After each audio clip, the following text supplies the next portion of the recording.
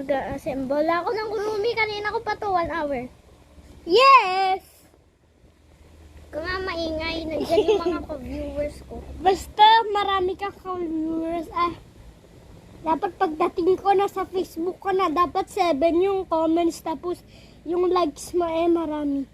Dapat 100.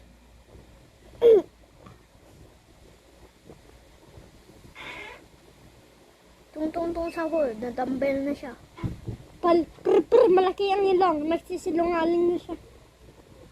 Okay na nga yan, ang hirap pa. Paano to i-assemble? Doon tayo sa kwarto na. Manood tayo. Kita mo na ka. Dito sa kwarto na manood tayo. Sama. Dito nga. Balik din tayo. Ano ba yan? Let's go to the moon. Bro! Brr, patapin. Brr. Ang gulo ng kwarto nyo.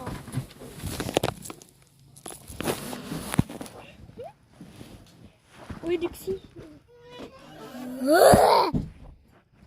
Assemble mo na, Dixie, para hindi maabutan yung oras.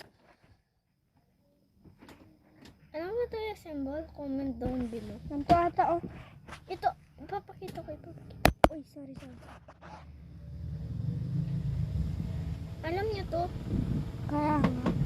Binili na ba to? Open natin na, record mo nga. Ano ba to? Kalam. Tingnan niyo guys.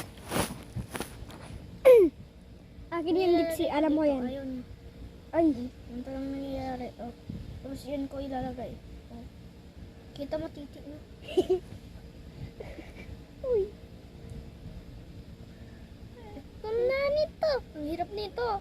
Dixie, ito na, oh, wait lang. Ganito ata yun. Sa ating mga magulang. Kasi may butas dito eh. Siyempre, lahat may butas. Kasi yung titi nila. Sa kanila.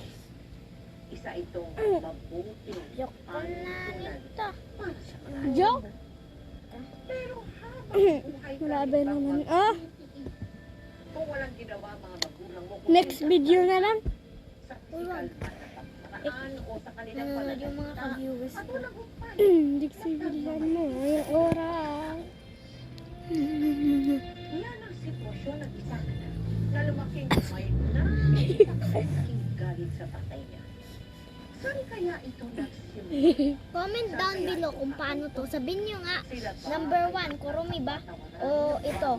Kaya nga, para ma-assemble na namin. Comment down below, No, please. please. Comment for part 2.